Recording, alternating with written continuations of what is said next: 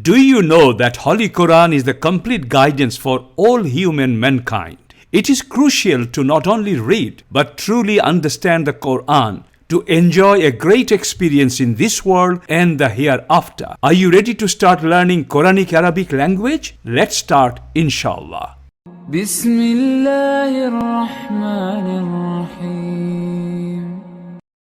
One humble request before we start. Al-Quran Institute is a Quranic Da'wah and educational institute.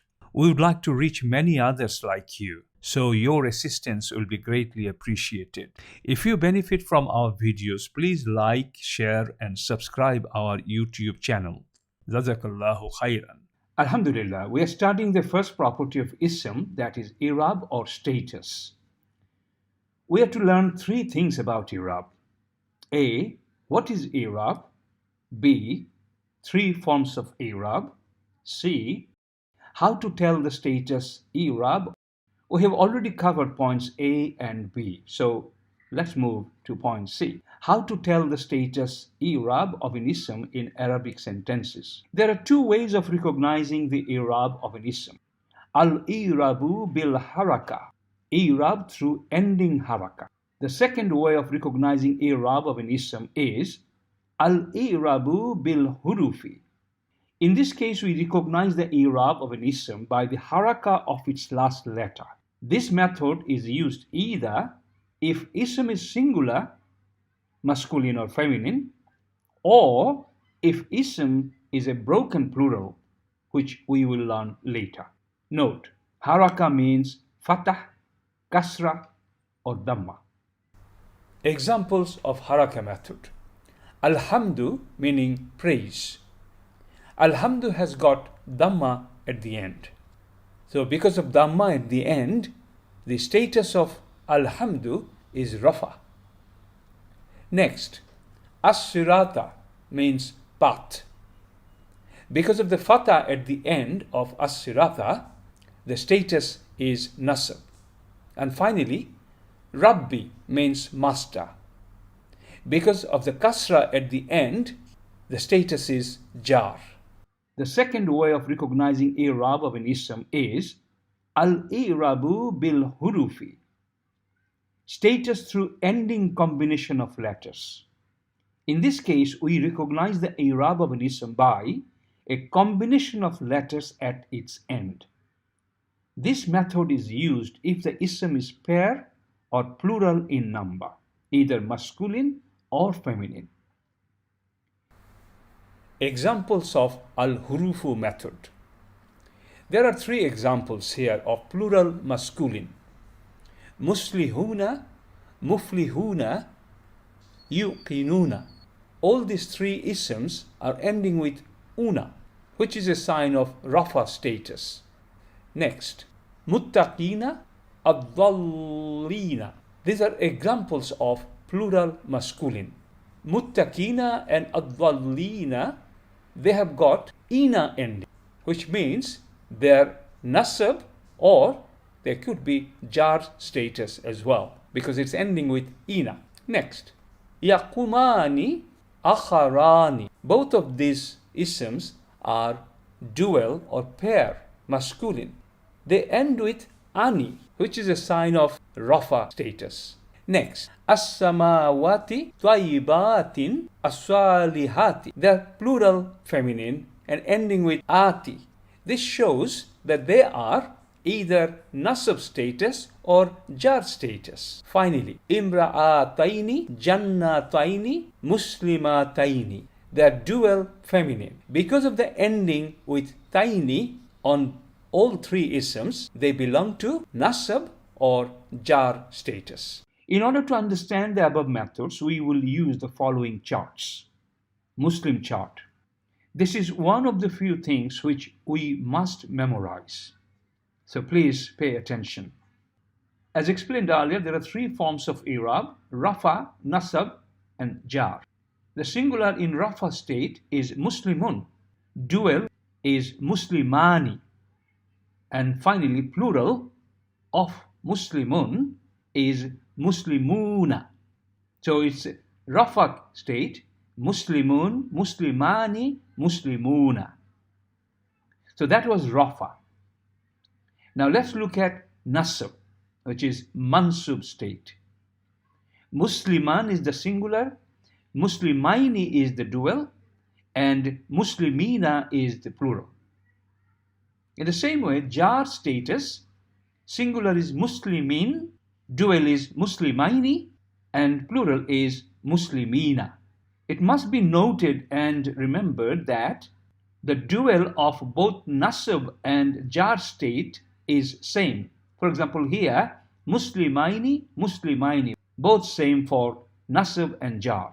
In the same way, the plural for both Nasab state and Jar state is same, Muslimina, Muslimina. Let's look at Muslim chart feminine. Rafa state, Nasab state, Jar state. Muslimatun, Muslimatan, Muslimatin. Let's look at the singular, dual and plural, how it changes in Rafa state. You can see it's Muslimatun, Muslimatani, Muslimatun. I'll repeat, Muslimatun, Muslimatani, Muslimatun. In Nasab state, singular, dual and plural would be Muslimatan, Muslimataini, Muslimatin. And in Jar, it is Muslimatin, Muslimataini, Muslimatin. What must be noted here, that in Nasab state and Jar state, for dual and plural, they're same. Muslimatan, Muslimataini, Muslimatin. And for Jar, it's same. Muslimataini, Muslimatin. Please note, in English language, we have singular and plural, two or more. But in Arabic language, we have singular, one, pair, two or dual, and plural, three and more. In other words, in Arabic, plural starts from three. All the words in feminine chart have an extra ta in them. That is the sign of femininity. Let me explain the Muslim chart a little bit more. As we have mentioned that in case of singular ism, both masculine and feminine, we determine the i'rab of the ism with haraka of its last letter.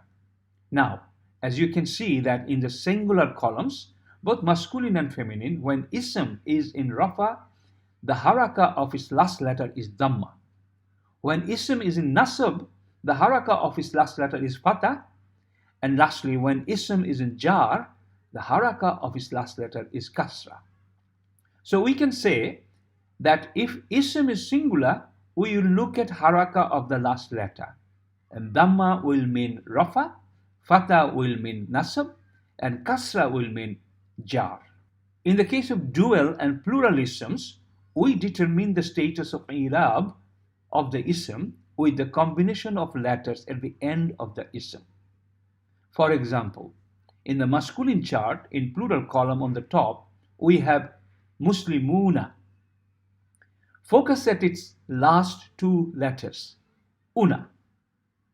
This una combination at the end of any ism will tell us that this masculine ism is in rafa status and plural.